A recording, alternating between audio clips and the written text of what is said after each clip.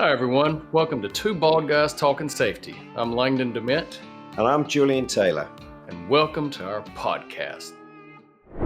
Welcome to Two Bald Guys Talking Safety. I'm Langdon Dement, here with my dear bald friend, Julian Taylor. How are you, buddy? I'm good, buddy. How are you? I'm good.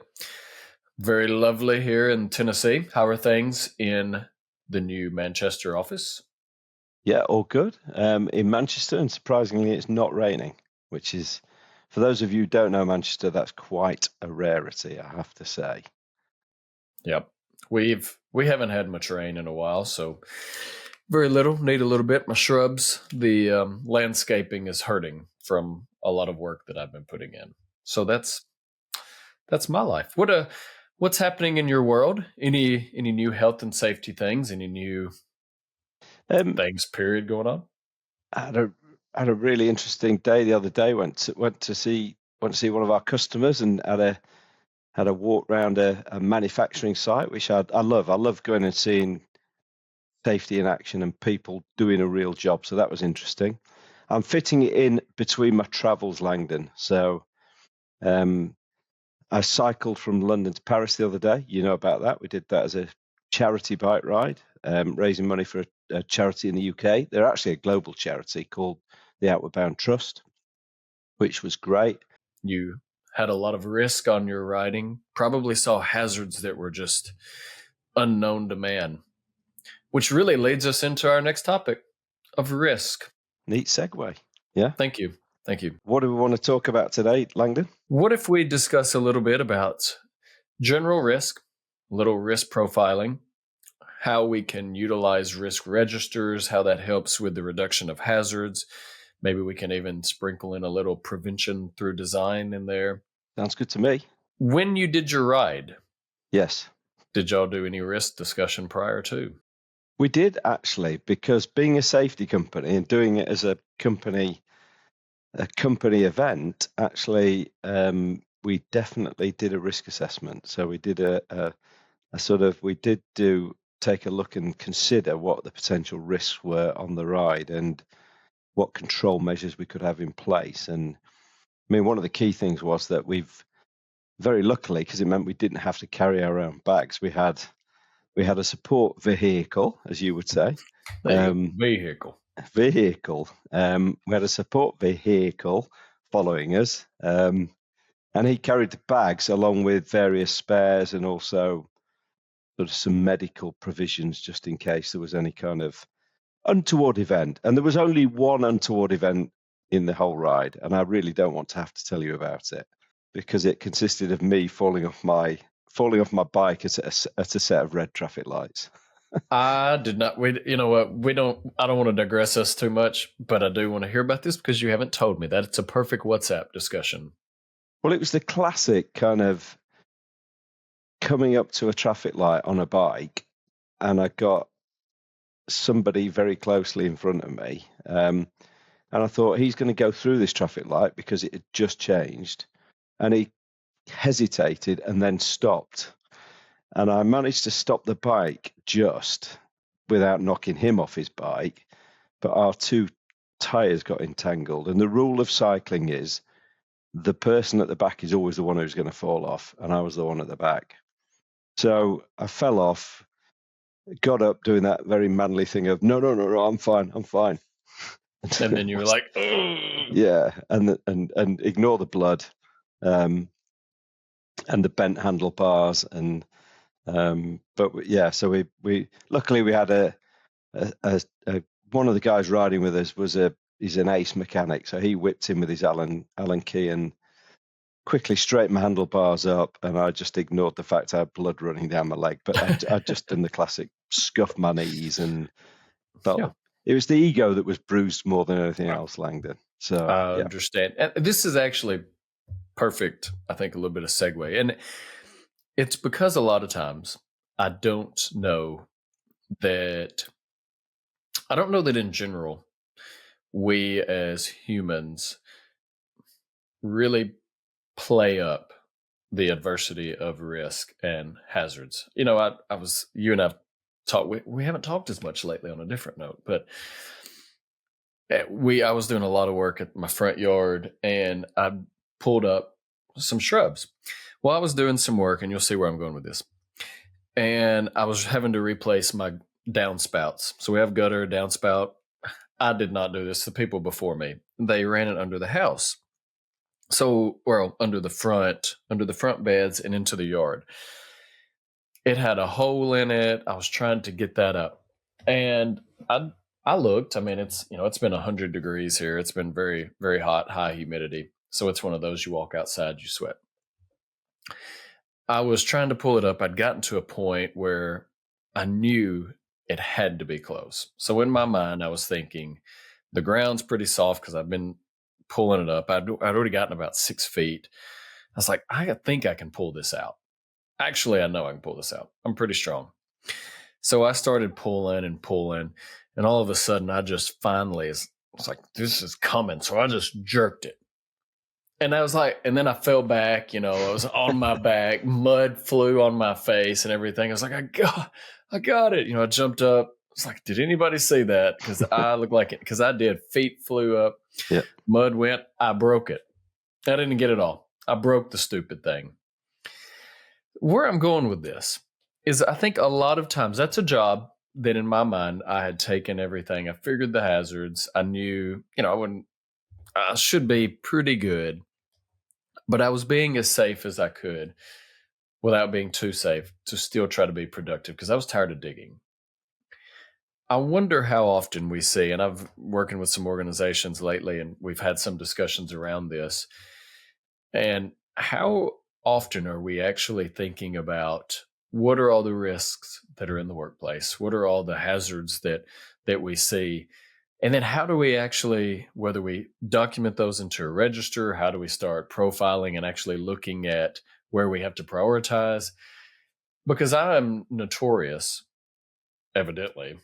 I don't know that I realized it, but I am notorious for not cutting a corner, but just kind of being able to push some things to the side or focus here and know and feel comfortable that I've minimized that. But how often do we see incidents are occurring or things are happening, some type of adversity, and it's all because of that? And I mean, it's one of the promulgators to why SIFs are so high, honestly, serious injury fatalities, because we don't a lot of times know how to truly recognize hazard, truly recognize a risk, or we just think it's kind of, yeah, nothing. What do you think? I think you kind of bring up an interesting point there, which is a lot of businesses, they do risk assessments. They do a good job of doing a risk assessment or a job hazard analysis. But actually, what they don't do is collate across the organization what all of those risks are, and understand what the highest level of risk that they've got in their organization. They don't do that profiling piece. And I think that's quite interesting, isn't it? Is really thinking about what's the value of actually having a register of risks, and I suppose it allows people at all levels of the business to have a more strategic approach to risk, doesn't it? And identify, okay, where do we want to really focus our efforts in terms of trying to reduce the level of risk that we've got, and where do we maybe want to invest in terms of new process, new equipment to try and get those risk levels down. I was going to say to a more acceptable risk, but it's actually just trying to lower it in general, isn't it? Because actually it might be an acceptable level of risk, but it still doesn't mean that we can't try to drive it down. And also, I suppose the other thing in terms of having that risk register is we've got a clarity around what are the control measures we've put in place, what actions have we got outstanding, and the really interesting one is actually who owns that risk. So actually, do we assign ownership of risk to a specific person, which means that we've got some accountability or responsibility sitting around risk management as well. Yeah. Well, and this is really turning a slight side note, but we've gotten pretty good, I think, at most organizations at understanding the risks that always exist, the typical ones, or the cognizant hazards that we are aware of, or the hazards we are cognizantly aware of. That's what I meant to say. Um, we're comfortable with that. I think we understand how to mitigate those, and in doing so, mitigates those risks. But I wonder if, you always see every year, what are the things, what's coming up, what's the next topic, what's the next big focus? Is it ESG? Is it blah blah?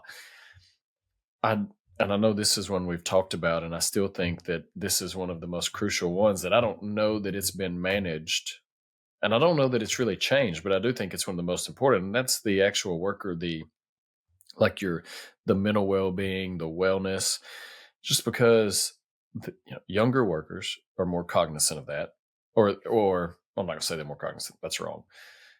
Younger workforce usually is more open to discussing that, to bringing. They understand. The older workforce doesn't. Us, I guess, in the middle, kind of whatever. I know it plays a role, but you just do what you have to do. But that's not. How often do we think about those same risks that we've discussed? But what does that even play a role into it? Because that's, if somebody, we talk all the time, I feel like, about start when safe. How often are we able to start when safe? We had that meeting, what day was it? Night before last, midnight to 2:15. If I was in a heavy manufacturing and I didn't go to sleep till about 3 o'clock and woke up, first thing in the morning to get the girls ready for school or whatnot. But if I knew I had something really serious the next day, or it could be whatever, your kid's sick, it doesn't matter. Just using that as a real example. Am I ready? And am I going to be as aware, as cognizant as if I had a full night's full rested mentally? And I don't know. I think that's downplayed a lot when you think about those external factors that play a role. Yeah, it's interesting, isn't it? It's that awareness around risk, isn't it? I was going to say one of the things we talk about it all the time, don't we? That sort of people having the confidence to say stop work because there's some kind of hazard, and that's a combination of awareness and of culture, isn't it? So, and I'm not talking safety culture here. I'm talking business culture that actually we create a place where people feel safe to stick their hand up and say we need to stop because they've got a safety concern. But also, the first thing is they've got to recognise there's a safety concern. It's not necessarily a workplace health and safety incident, but one of the biggest rail incidents in which several people got killed in the UK was in recent times was not far from where I live, and there's a motorway, and it goes over a railway line, and a guy crashed his car off the road, and the car ended up straddled across the railway line, and a train has come through. He got out of the car, but a train came through and it's derailed the train, and several people were killed. And what came out in the investigation and subsequent court case was he'd been up till 4, I think 3, 4 in the morning, talking to somebody online, and I think possibly even playing Xbox games, and then had maybe 2 hours sleep, and then set off driving along the motorway. So again, it's just that self-awareness, isn't it? That really illustrates sort of self-awareness around actually what is risk. And actually, I've had 2 hours sleep. I maybe shouldn't be getting, or maybe I shouldn't be getting in a car and driving a car along a busy road at 70 miles an hour when I've had that kind of sleep deprivation. Well, and it's challenging. We get, I think, very, maybe laser focused is the right word, on the risks that we think about in our workplaces. And I spent 2 years doing risk services for Philadelphia Insurance, and honestly, I loved it. Because it was a drastically different type organizations that they worked with. Than some of them were the same, of course, but some of them, they were different. They do a lot around human services and great great work, some great company, honestly.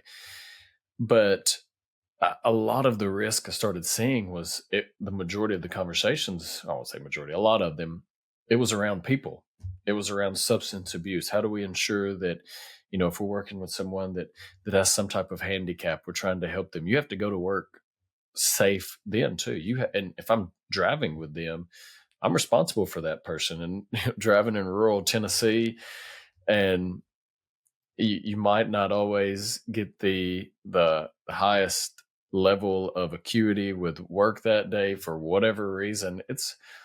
You start realizing, I think, how broad really and truly risk are. And we're not even getting into, the financial or anything like that, but these are just a lot of the typical ones we think that are around health and safety, but then even operational. And I think when companies start thinking more, maybe, I don't know if it's holistically, but more whatever for risk and how that actually plays a role in an organization, you start seeing that there's a lot more than just the common, well, we've done our risk assessments, we feel comfortable with it. But there could be a lot more at play. What if there was a slight design change that actually led to whatever this down the line that we didn't take into account, Didn't but it was foresee. only, yeah, it was Yeah. just a minute change. And Yeah. I wonder how often we really are cognizant to that. Yeah. And I think when you think about that, it's having those processes in place, isn't it? That actually everybody in the organization has that awareness of, if there are changes, if things have been altered, actually key part of what our thinking should be, right, let's go take another look at the risk assessment. And even even that regular review, Langdon. I mean, how often, say nothing's changed, how often should we go back and review a risk assessment? Oh, hopefully annually, or if something changes or an incident, it keeps going, really. Yeah.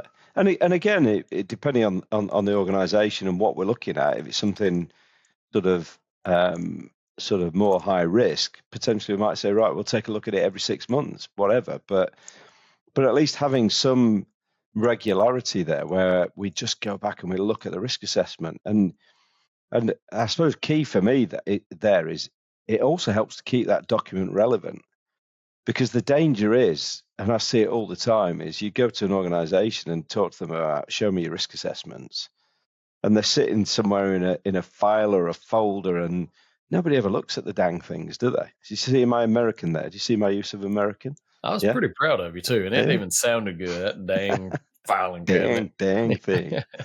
But it's a serious point, isn't it?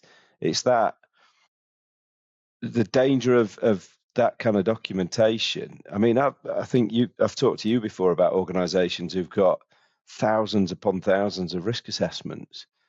The danger is, there's a real sort of there's a dedication to creating those things, but because there's just so many, people never read them. Yeah. They pay lip service to them. So actually there's no value in creating the things in the first place.